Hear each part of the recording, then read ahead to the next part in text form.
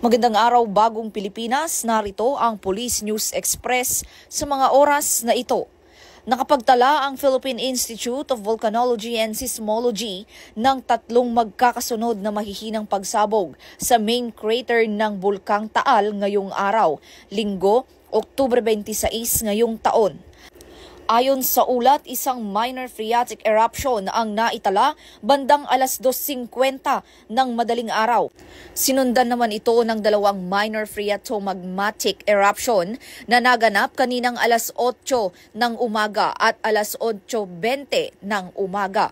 Base sa mga kuha ng main crater IP at thermal cameras, nakalikha ang mga pagputok ng mga plumang umabot sa taas na 1,200 hanggang 2,100 metro mula sa bunganga ng bulkan. Sa kabila ng mga aktibidad na ito, Alert Level 1 pa rin ang nakataas sa Taal Volcano na nangangahulugang may bahagyang pag-aalboroto ang bulkan, ngunit wala pang indikasyon ng malawakang pagputok. Pinapaalalahanan ng PHIVOLCS ang publiko na manatiling labas sa permanent danger zone ng main crater at mag-ingat sa paligid ng Taal Lake dahil posible pa rin na ang biglaang pagsabog, toxic gas emission at pagbabago sa kondisyon ng tubig sa lawa.